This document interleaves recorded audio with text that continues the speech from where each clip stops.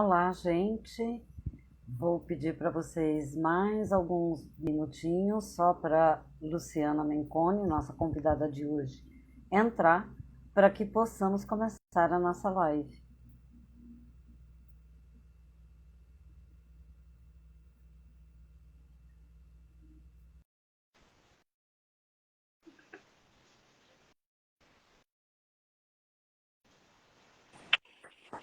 Olá, Luciana, tudo bem?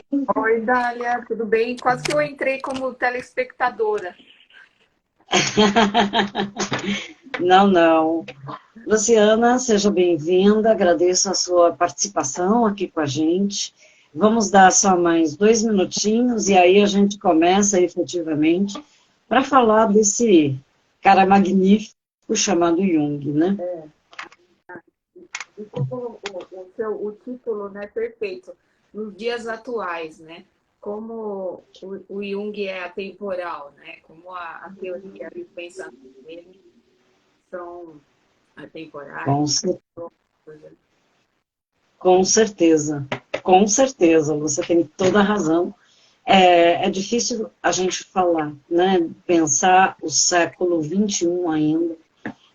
Se a gente não falar dessa ideia, dessa concepção de inconsciente, né, que começou um pouco anterior, obviamente, a Freud, mas que Freud resgata, difunde, enfim, essa concepção, e aí sim aprofunda, e impossível falar, obviamente, de Jung, que era um grande admirador de Freud, né? É, fundamental nesse sentido, né? É interessante quando a gente estuda Jung com Freud, né? Eu lembro de eu ter lido assim que Freud considerava Jung o príncipe, né, da psicanálise e seu futuro substituto, né? E Com mesmo certeza. nas memórias de Jung, Jung fala muito da admiração por Freud, até de uma talvez transferência de pai que ele fez para Freud, e Uhum. ele dizia que ele não conseguia muito contestar, né, discordar até o fim. Então ele sempre ele diz que ele ia até um certo ponto, mesmo internamente tendo suas dúvidas, ele não conseguia por respeito e admiração a Freud, né? Então, infelizmente as pessoas falam, eles brigaram, né? Mas o quanto eles conversaram, né? E a primeira conversa de 15 horas, não sei quantas horas, Sim, sim. e o É, legado que deixaram para nós. com certeza, eu acho que esse é o mais importante, né? Que a gente tem hoje recursos a partir deste pensar para poder refletir efetivamente sobre o mundo que nos rodeia, né? Eu acho que é exatamente dessa forma que eu acho que nós podemos começar esse tema dessa live de hoje. Então, novamente, boa tarde a todos, agradecer a presença, a participação de todos vocês, exatamente para a gente poder falar sobre a concepção de inconsciente em Jung na atualidade.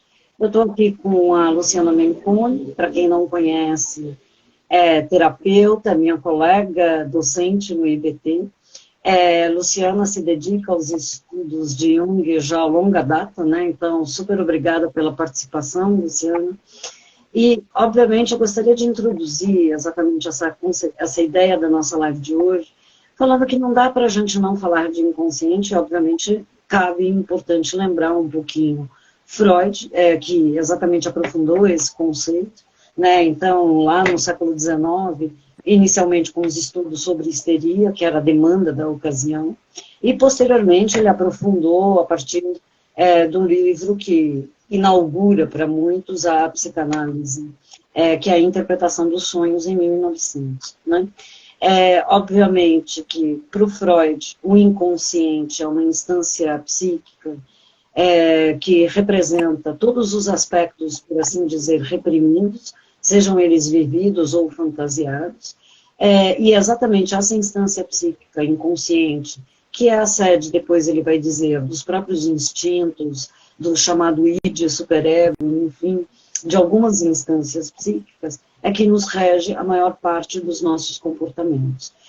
Todo esse conteúdo reprimido, ele pode sim vir à tona, então por meio de interpretação de sonhos, por meio da associação livre, que é uma das técnicas utilizadas pela psicanálise ainda hoje, né, que é aquela ideia de o paciente falar tudo que lhe vem à cabeça e, a partir disso, o analista, né, segue esse percurso do discurso para suas interpretações, para acesso a esse conteúdo reprimido. Então, para Freud, boa parte, vamos dizer assim, dos conflitos psíquicos se dão exatamente na concepção dele por uma demanda, por uma questão que ele chama de uma origem sexual. E aí ele vai explicar essa teoria da sexualidade, né, que é exatamente uma incompatibilidade entre desejos imorais, talvez do inconsciente, e algumas tendências vigentes morais da consciência, né? A partir disso, Jung, obviamente, se inspira muito nas ideias de Freud, e aí a Lu já vai contar para a gente. Freud exatamente considera o Jung o seu sucessor, esse era o grande sonho de Freud, como uma forma de poder expandir a psicanálise. A gente não pode esquecer que Freud era judeu, Jung filho de pai pastor, enfim, e isso seria um ganho para a psicanálise da ocasião. Agora, obviamente, Jung e Freud divergem exatamente por conta dessa concepção do lugar da sexualidade. Para a psicanálise, a sexualidade é um lugar central para a compreensão dos conflitos humanos. Jung discorda o papel da sexualidade nesse sentido, ele não vê dessa forma como um aspecto central, vamos dizer assim, dos conflitos psíquicos, né, dos humanos. E aí Jung começa a propor efetivamente a sua teoria, os seus conceitos, enfim. Então, assim como para Freud o inconsciente é pessoal, né, tem a ver com aspectos da demanda individual, aspectos reprimidos da infância, enfim, Jung também vai considerar o inconsciente como uma camada pessoal, muito similar à de Freud, e ele vai propor o que realmente é o cerne, talvez, da teoria, na minha concepção de Jung, que é a ideia de uma camada mais profunda, de inconsciente coletivo, que seria, por assim dizer, quase que uma herança psicológica que se dá a partir do desenvolvimento de gerações, da história humana, da cultura, enfim. Então, eu convido um pouco a Luciana para falar um pouco com mais propriedade, talvez, de Jung, nessa questão do inconsciente, não só coletivo, individual, apresentar um pouquinho para a gente essa concepção dos conceitos de Jung. Legal. Luciana, esteja à vontade.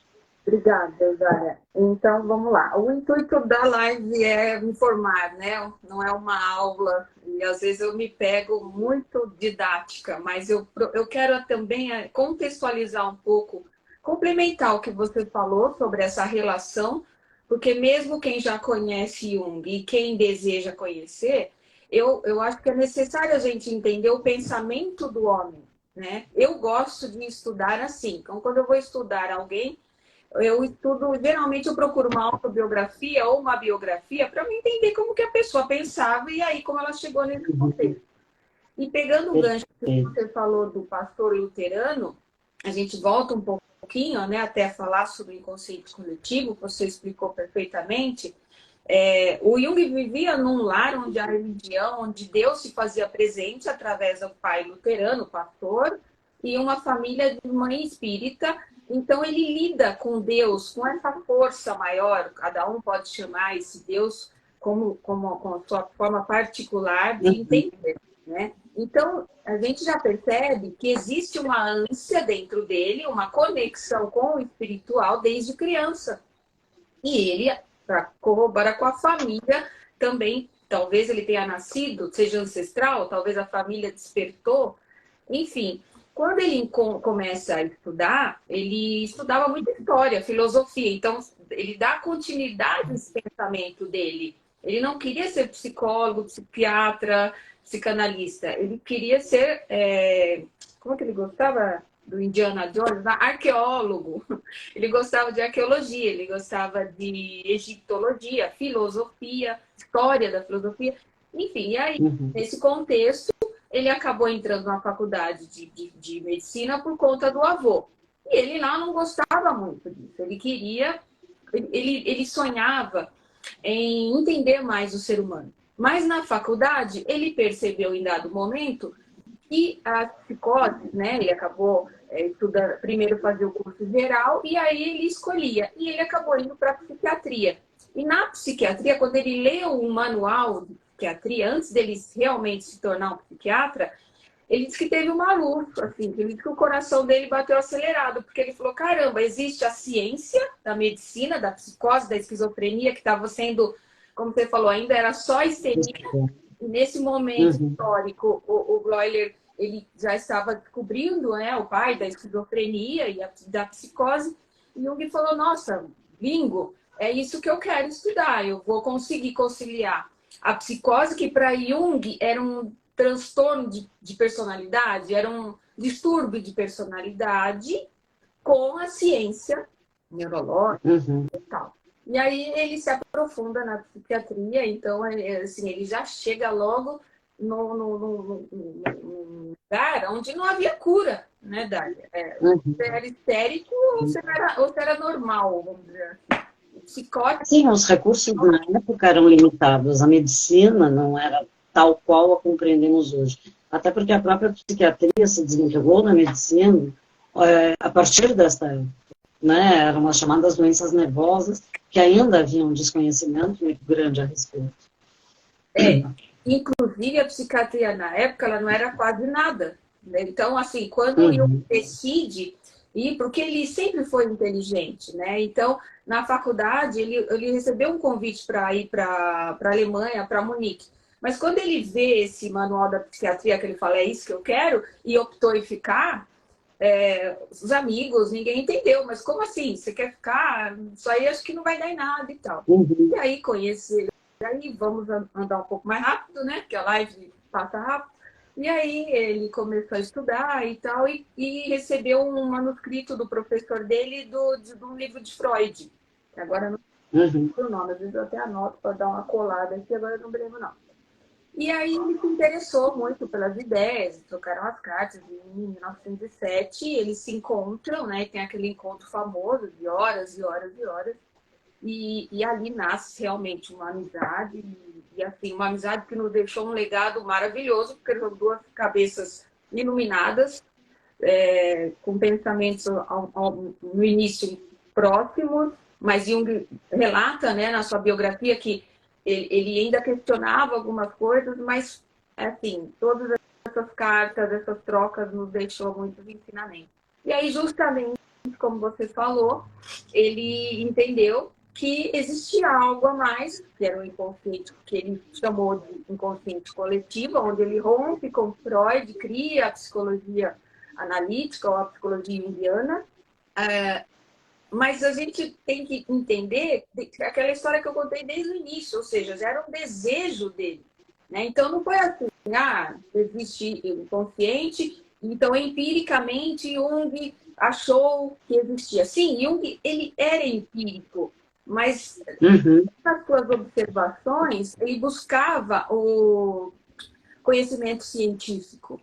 Né? Quando ele fala da meditação ativa, da função transcendente, ele vai buscar a explicação lá na matemática, que eu não sei nada de matemática, eu só sei que é um evento que eu sempre estudo, que eu acho muito interessante. Né? Então, aí ele foi para a alquimia, ele buscou, ele incluiu a física nos seus experimentos e no empirismo dele. E dentro também do hospital onde ele foi trabalhar, como psiquiatra, ele faz experimentos, né? A gente tem aí aquele livro Freud, Além da Alma. Freud, Além da Alma. Onde a gente vê, né? Eu às vezes mostro para os alunos, quem for estudar com a gente, né? Depois a Dália vai fazer um convite aí. Eu gosto de mostrar esse trecho do filme na aula, onde existe um experimento, né? Então não é um atismo, existe ali um experimento onde Jung se baseia, né, num complemento à técnica da associação livre. Então, Jung, num momento, ele negou Freud, né? Pelo contrário, ele respeita e até deu uma certa continuidade em algumas coisas, né? Então, quando Jung fica nesse hospital, que aí ele começa realmente a desenvolver e entender o inconsciente coletivo, ele fica nesse momento, mas depois ele dá um salto, assim, onde ele também deprime, né? Passado alguns anos, ele tem uma grande depressão, onde ele se fecha na casa dele, lá na Suíça, e aí ele começa a ter experiências mais pessoais e tal. Mas isso já é um assunto para um aprofundamento em Jung, né? Eu acho que conhecer o pensamento e o básico é fundamental para você conhecer o estudo, começar o estudo. Não podemos começar pelos pós-jungianos. A gente tem que entender a ideia inicial. E o que é o inconsciente coletivo? Né? O que Jung que traz essa palavra, né? Composta? É o inconsciente coletivo e o inconsciente pessoal, né? Que são o pessoal, você falou de Freud, mas Jung também divide, né? Em pessoal e coletivo. O inconsciente em si, o que é? É o desconhecido da nossa mente, né? Então, a gente tem a mente consciente, que são as nossas percepções do dia a dia, e o inconsciente. O inconsciente pessoal, repetindo um pouco o que a Dália falou, são experimentos, traumas que nós passamos, situações negativas, tudo isso vai para o nosso inconsciente pessoal. E complementa também, Dália, o inconsciente pessoal, além dos traumas e das situações negativas, os complexos, né? Se for estudar com a gente também, eu vou explicar o que é complexo. Mas, assim, a grosso modo, os complexos são conjuntos de ideias de algum assunto que aí vai escalando todo aquele incômodo, né? Então, complexos, a gente já remete a alguma coisa um pouco negativa. Então, é diferente de um trauma pontual. Pode ser uma sequência de traumas, pode ser uma sequência de episódios, e a gente vai chamar de complexo. Então, para Jung, o conceito pessoal, recalque ou reprimido e complexos, né? E o inconsciente coletivo, ele vai chamar, aliás, o inconsciente coletivo, aí a gente vai entrar no Jung mais puro, né? Na teoria que ele criou, né?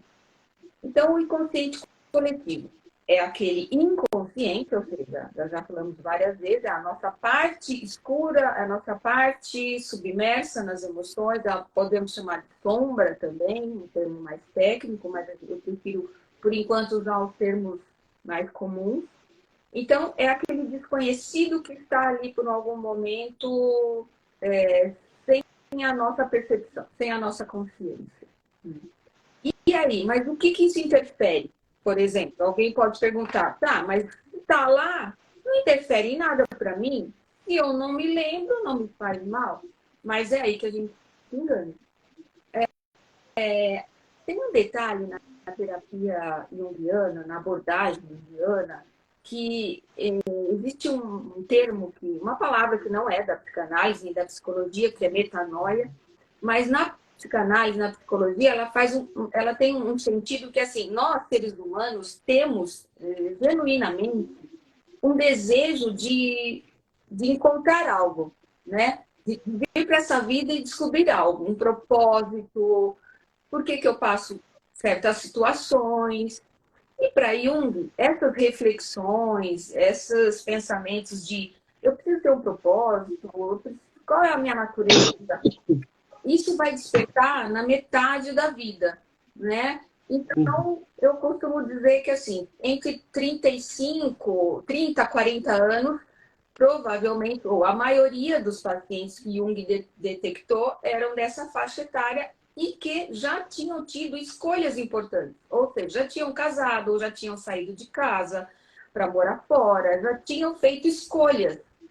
Porém, certas escolhas, e aí a gente volta para o inconsciente coletivo, onde a gente quer chegar, são baseadas de acordo com aquilo que está lá dentro no inconsciente coletivo, que a gente às vezes acha que porque a gente não lembra, não interfere no dia a dia. Lê do engano. Porque quando a gente entra nesse processo e a abordagem junguiana vai fazer isso no consultório, eu vou utilizar dessa técnica da metanoia, eu vou fazer esse indivíduo se olhar como um indivíduo, quem sou eu, tudo que eu faço hoje é por mim ou é por uma decisão familiar, ou é uma decisão de um cônjuge, ou de um amigo, ou de um grupo social, uma comunidade, né? Então, essas reflexões que pariam e surgem no meio da idade é que vão levar esse indivíduo para a terapia ou para os estudos junguianos, né? Claro que a gente pensa que todos devemos fazer terapia, seja ela qual for, aquela que cada um escolha o que faz mais sentido para si. Mas nada impede de que a gente também estude, tá? Hoje a internet facilita, né? Os livros, os textos, tem artigos incríveis, né? De faculdade, de universidade.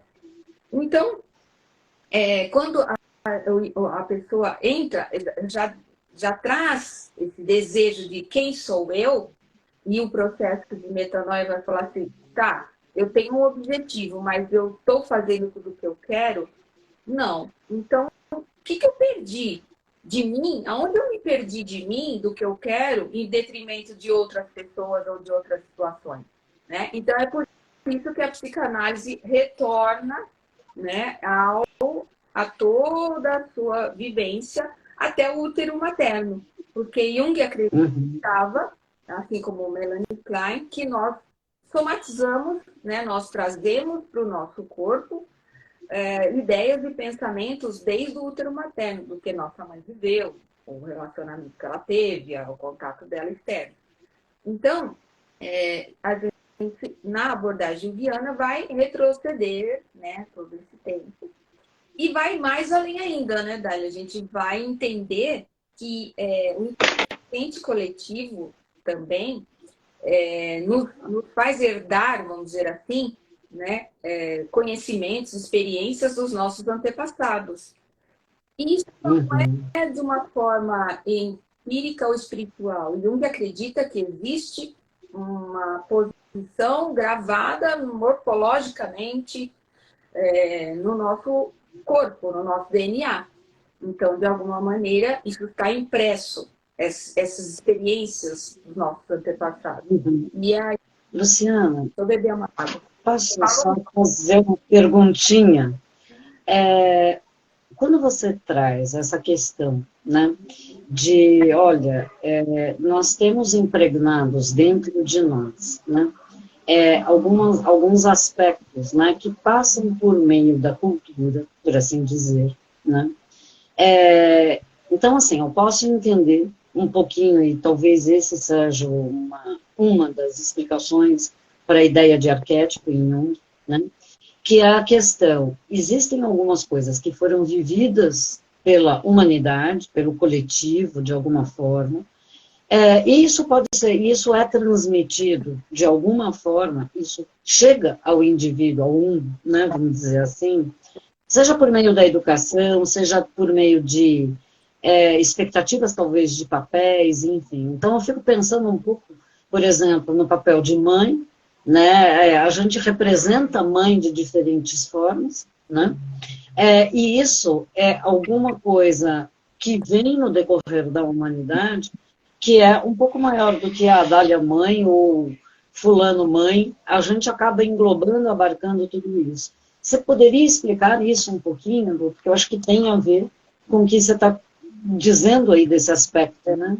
Esses traços funcionais que ele fala que nós trazemos morfologicamente, junto com as imagens, né, que nós vemos no decorrer da vida, também transitam nos nossos antepassados, né? Então, por exemplo, uma família que tem, ou uma mãe, uma avó, que tem um apreço especial por algum tipo de coleção, vamos dizer assim, coleção de xícaras, pratos, né? Tem aquela coleção de pratos. Então, esse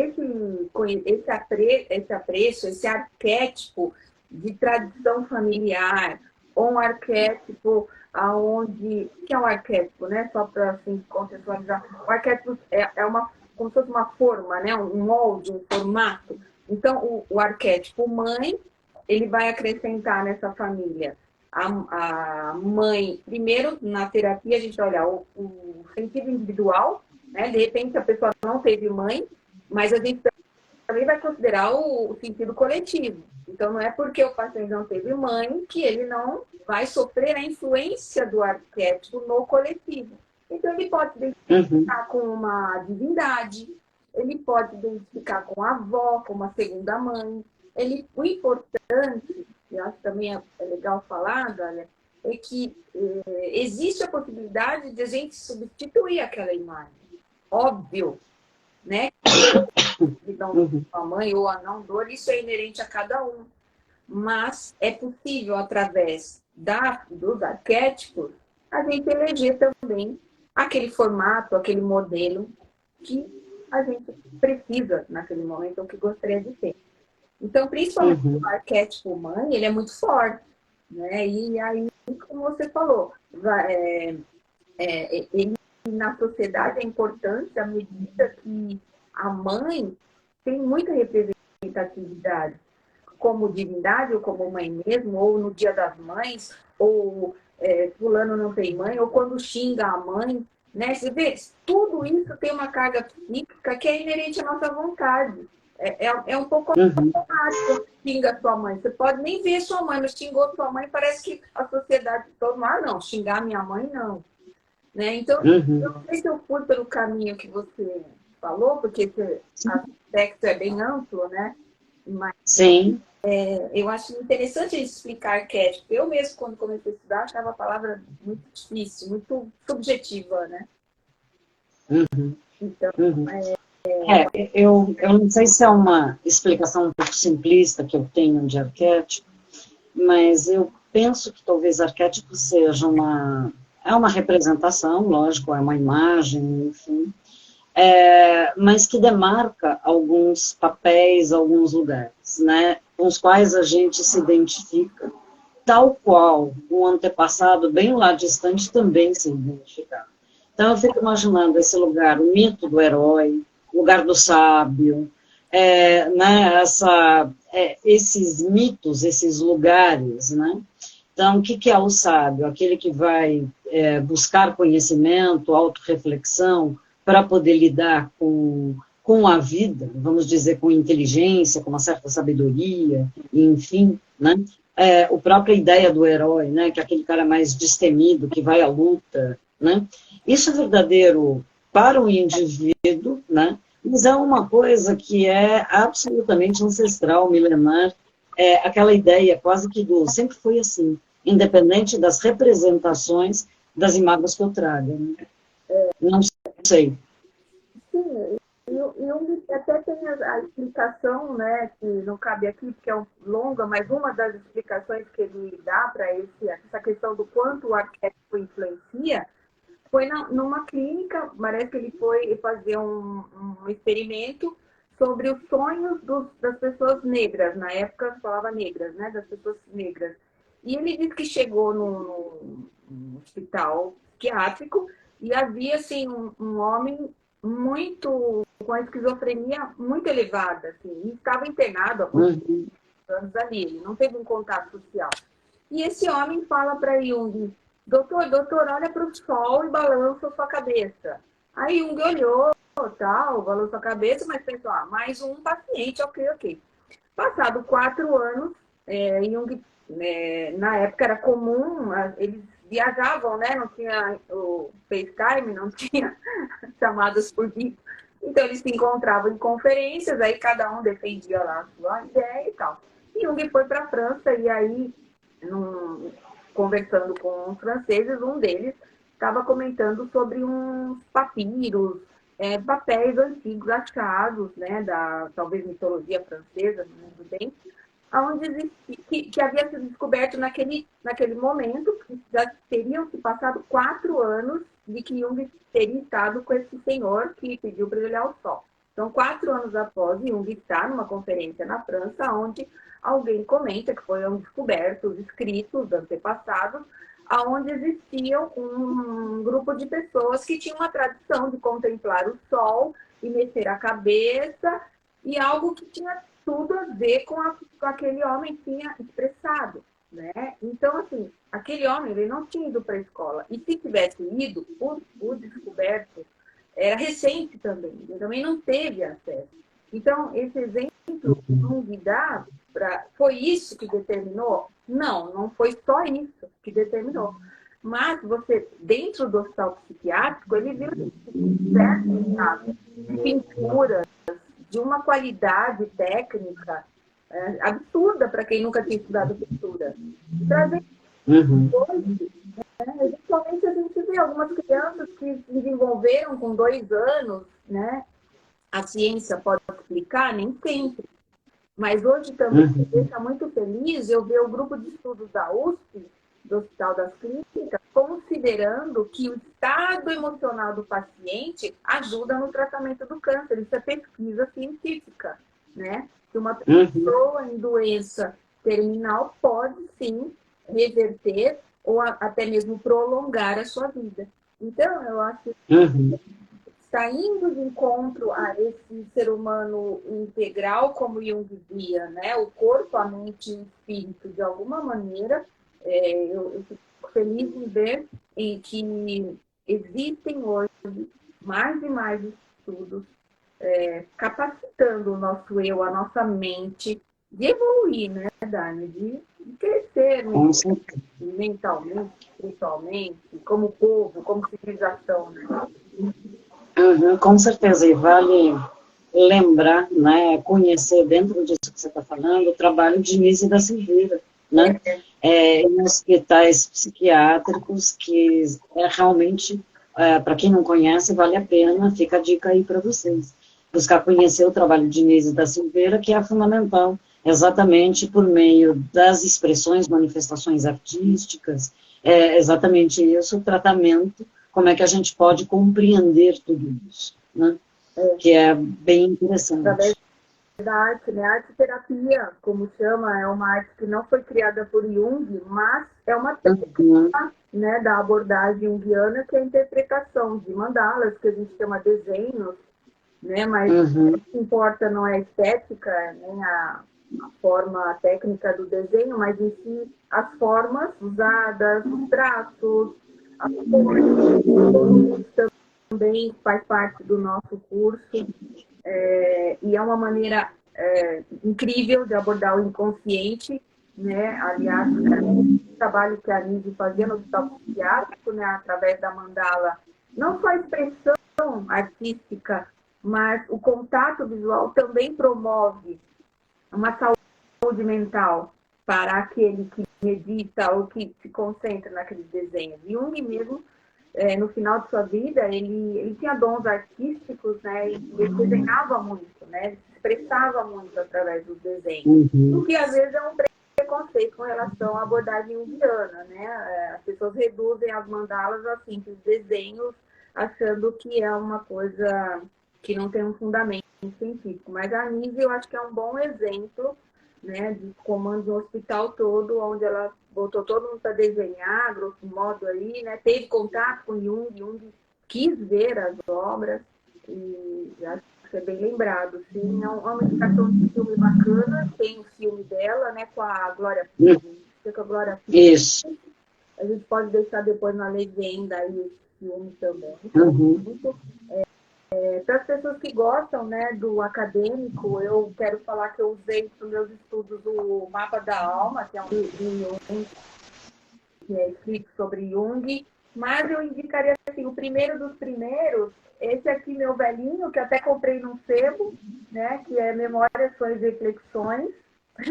É um livro que Jung narrou com a Aniela Jafé, 4 ou 5 anos antes dele morrer, e ele queria que fosse publicado depois da morte, e assim foi, né? Uma obra póstuma. E é o que eu super quem quer conhecer o pensamento junguiano, o homem junguiano, acho é bem legal. A gente sabe que tem um pessoal que gosta de ler, né, Dani, que é mais acadêmico, com certeza. De referências, né? E eu acho que a gente tem referências, sim, a gente tem que ter bastante referência, tem outros livros que eu trouxe para vocês. Eu acho que o tipo psicológico que a Dália falou, um livro fininho, fácil de estudar, mas a gente vai falar um pouquinho sobre, né, Dália?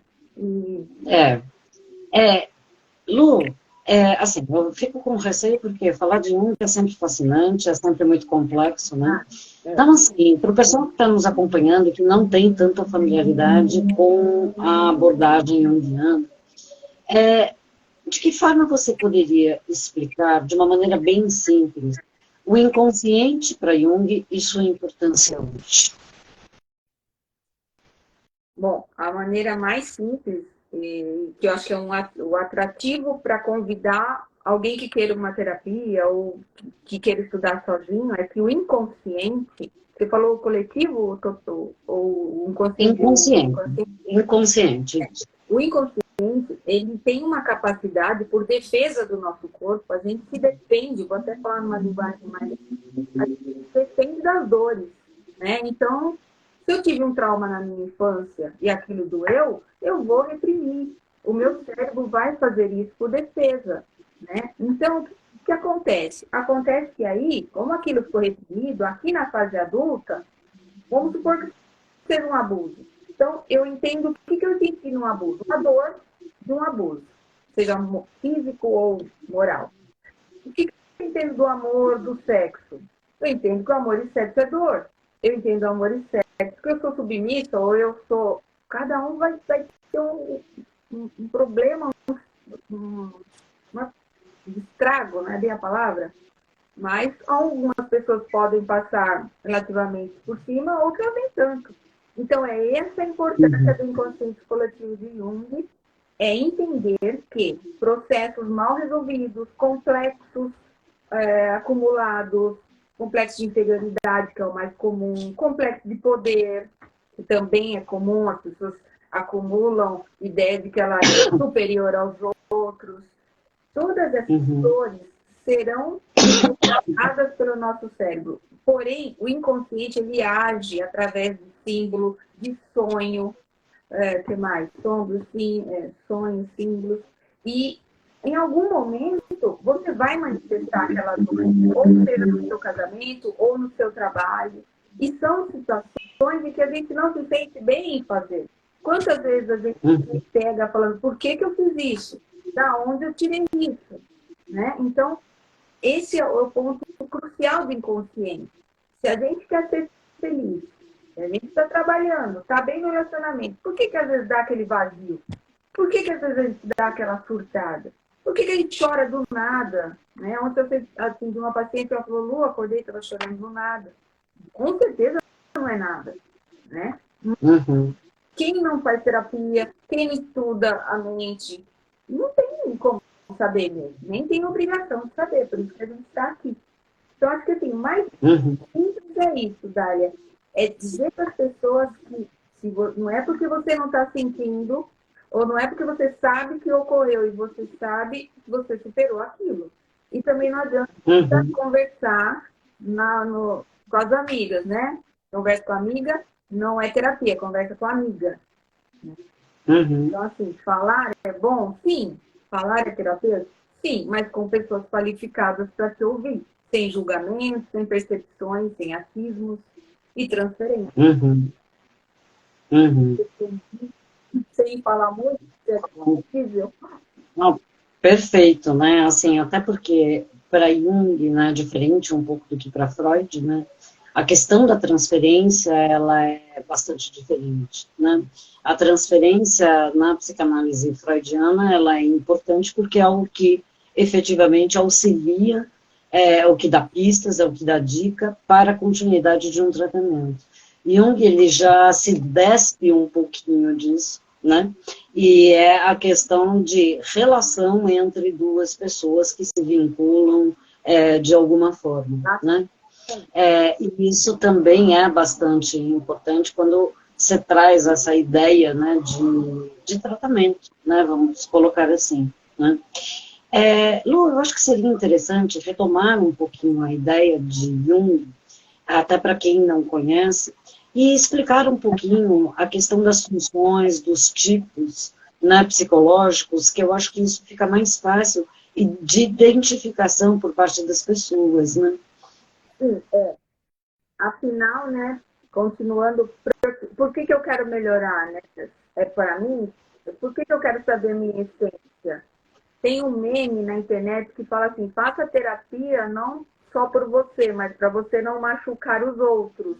E eu não é só isso, eu não concordo que seja só isso, mas também é isso, né? Uhum. Super bem comigo, mas ninguém me suporta. Então, peraí, vamos ver, conversar sobre, né? O que está acontecendo? E aí foi aí que Jung observou que atendeu casais também.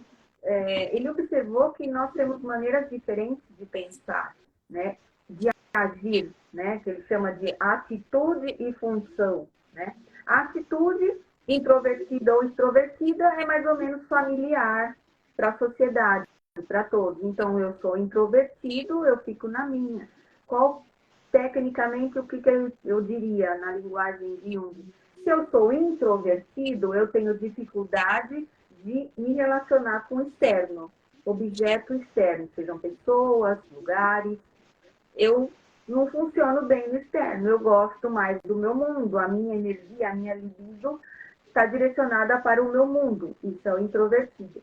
O extrovertido, ao contrário, a energia dele está para o externo. Né? Aquela pessoa que sai, se relaciona bem, se sente bem, chega num lugar onde não conhece ninguém e sai com um monte de amigo. Mas isso também tem um lado tanto positivo como negativo. Não é legal ser extrovertido e ruim ser introvertido, não é isso. O que importa é o equilíbrio, porque o extrovertido ele acaba também dando valor demais ao externo. A libido demais, direciona a carga emocional, psíquica, libido, como chamar, ao externo, ao objeto externo. Então, eu esqueço de mim, estou sempre no outro, também não é legal. Assim como o introvertido também, né? Então, ele existe... e não fala assim, nós não somos nenhum nem outro. Né? Então, a gente pode ser 40% introvertido, 60% extrovertido, e durante a vida podemos oscilar também, sem problemas. Né? Se a gente faz terapia, se a gente busca evoluir, então, obviamente, graças a Deus que a gente muda. Né?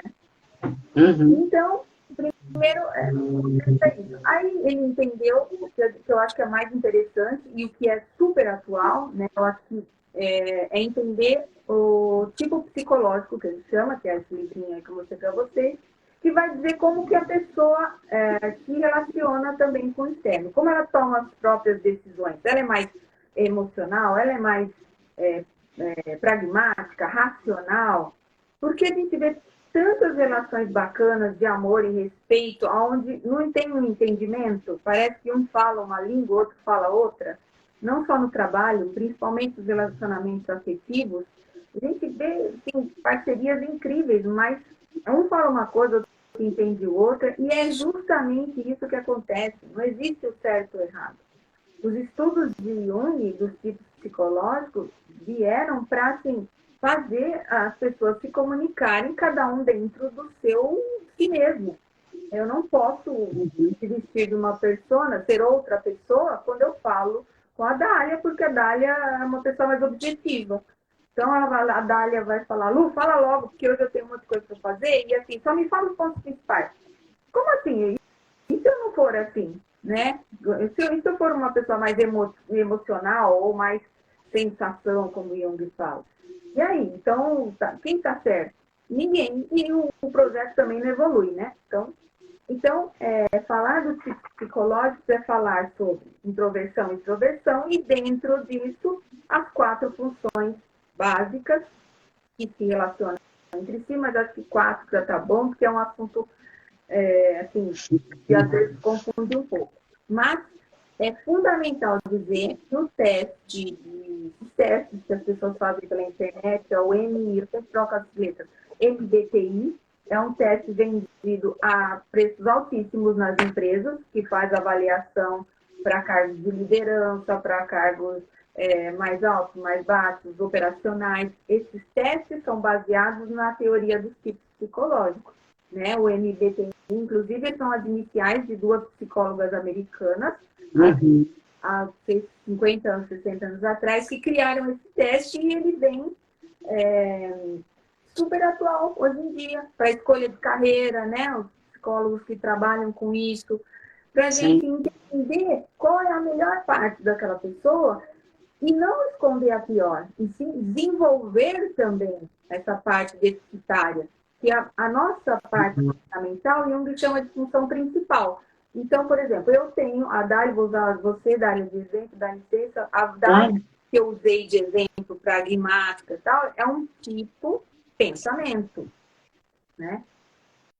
E qual que é a função? Uma função dela vai ser oposta. Ela já sabe que ela é pensamento, ela é super bacana nessa parte, mas ela está deficitária na sentimento. E aí o chefe dela chamou, ou a empresa dela não está legal, e ela falou, opa, eu preciso desenvolver um pouco mais de sentimento, que a Lu veio falar comigo e eu não soube me comunicar, né? Então, essas 4 funções para Jung têm que estar em equilíbrio. Isso é impossível, mas essa é a ideia, né? Nós não somos perfeitos e está tudo certo.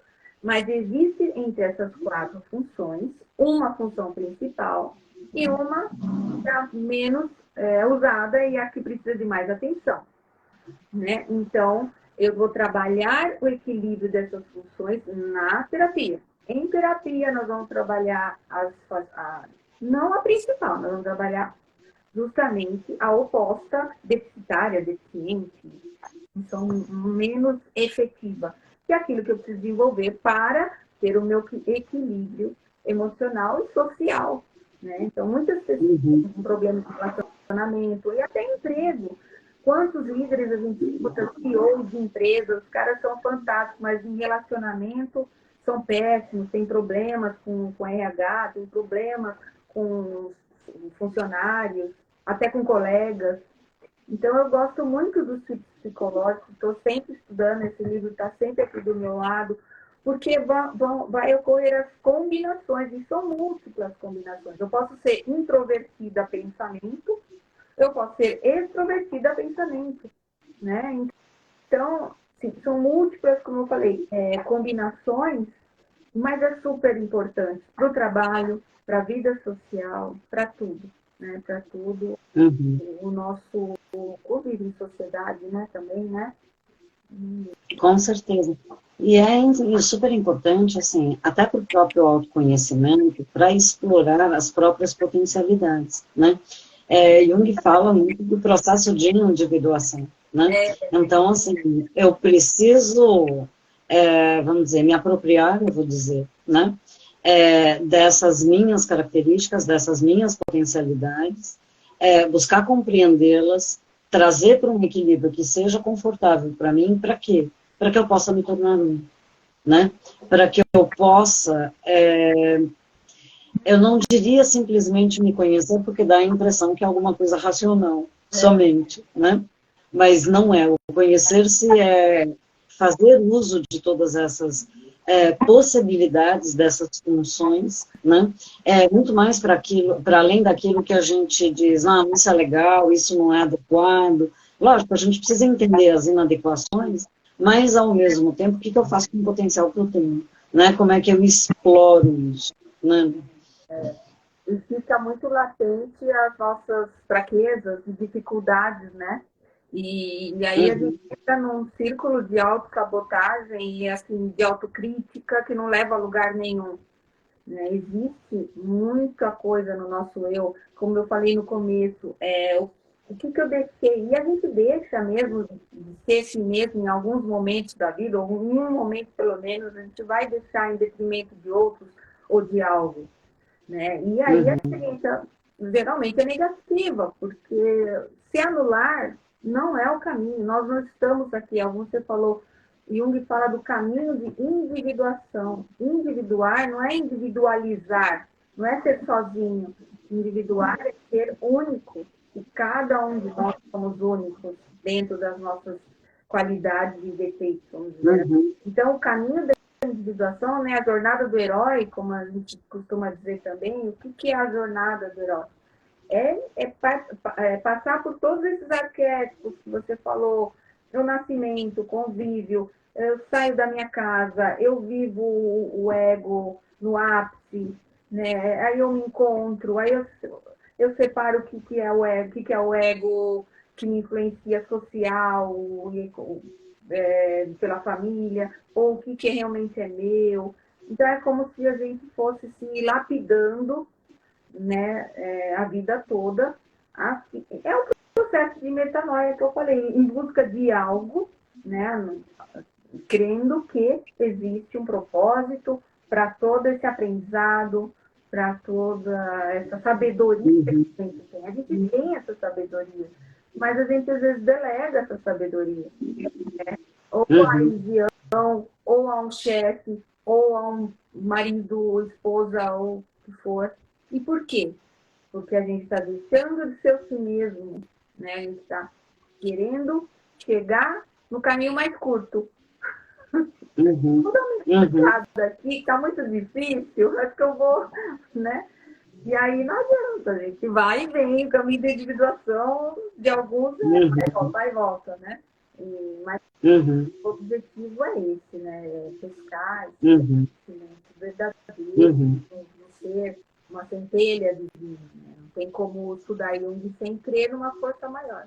A gente não vai limitar a religião de maneira alguma, nem dizer é só aquela religião, mas a gente acredita nessa força, né? Que nos move.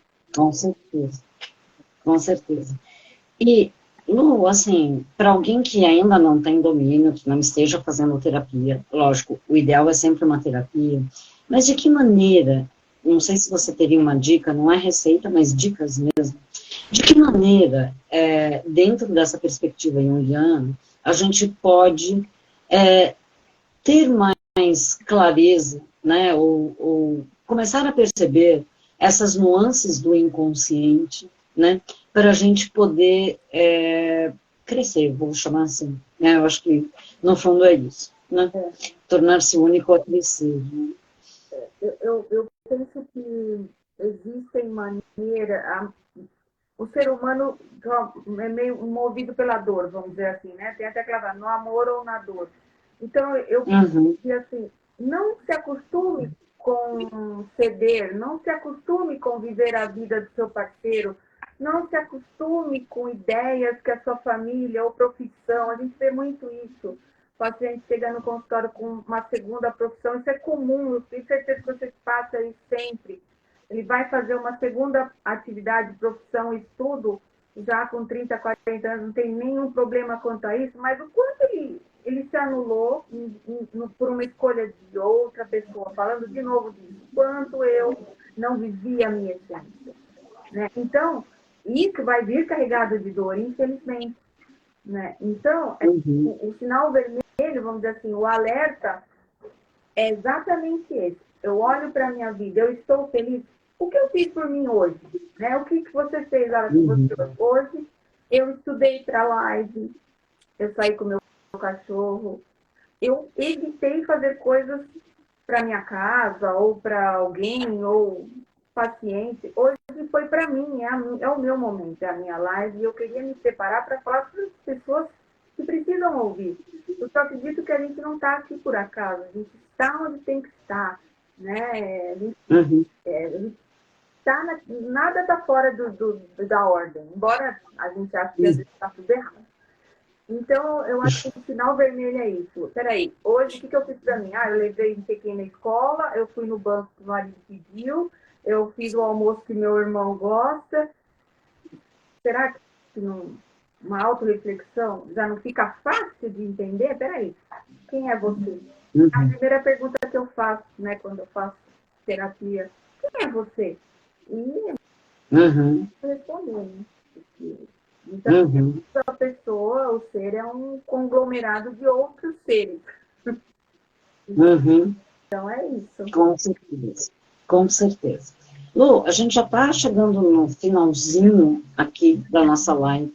Você gostaria de ressaltar algum aspecto dentro dessa concepção de inconsciente na atualidade, que, para marcar bem, ou mesmo dentro dessa abordagem junguiana, algum aspecto que você gostaria de estar marcando para esclarecer, ou, enfim? Olha, o inconsciente, o que eu quero deixar claro é que a gente tem que se olhar, né? Para ser feliz, tem que se olhar, custe o que custar. Então, essa teoria do Jung, onde a ancestralidade nos traz conteúdos que se hospedam tanto fisicamente como mentalmente, espiritualmente na gente, dá um certo alívio quando a gente olha para a ancestralidade e fala, ok, é uma coisa familiar, é uma herança familiar, mas eu não preciso seguir essa familiar. Exemplo, sequência de separações, sequência de suicídios. Isso é fato, mas as pessoas não olham para isso como uma coisa que a gente pode mudar. Olham como um estigma, como um castigo. Deus não traz o castigo. Né? Nós não viemos aqui para ser castigados, viemos para evoluir. Ah, é fácil? Não é fácil. Então, assim, vamos olhar para o nosso inconsciente e entender. É pessoal? É coletivo? Tá, tira essa carga. Vamos seguir. Isso não é mais meu. Os erros dos meus pais, do meu pai e da minha mãe, foram questões deles. Eles erraram e, consequentemente, tiveram um preço por isso. Então, eu não preciso errar aquilo que minha mãe errou. Pelo contrário, eu tenho que buscar melhorar. Então, é através do inconsciente. O Jung diz uma frase, que ninguém se torna iluminado imaginando figuras de luz. Não adianta eu só olhar para minha mãe, eu sou grata à minha mãe, meu pai. Aliás, quero deixar aqui gravado, eu sou grata à minha mãe e ao meu pai, né? É importante a gente honrar o pai e mãe. Então, a gente tem que estar no processo, Dani. A gente tem que estar e sem medo. Confie no seu Deus, escolha. Né? Só lembrando, né? Lembrando que o processo ele é contínuo, né? Não existe uma fronteira que a gente diga, pronto, cheguei, passei, eu tenho o crachá da felicidade e bem-estar eternos. Né? É sempre um processo. Reconhecer-se, eu vou colocar assim, né? Nas questões. O saber-se, né? O sentir-se, perceber-se, são processos que são fundamentais, né? E isso é verdadeiro, eu diria assim, para todo ser humano em qualquer momento, né? Eu costumo dizer, e isso é muito particular, não importa, né, o ônibus que a gente toma, mas é importante a gente chegar ao nosso destino, que a gente definiu como tal, né? Então, assim, se é pela psicanálise, se é pela abordagem junguiana, não importa, mas eu acho que este caminho tem que ser realmente uma prioridade de cada ser humano. Por quê?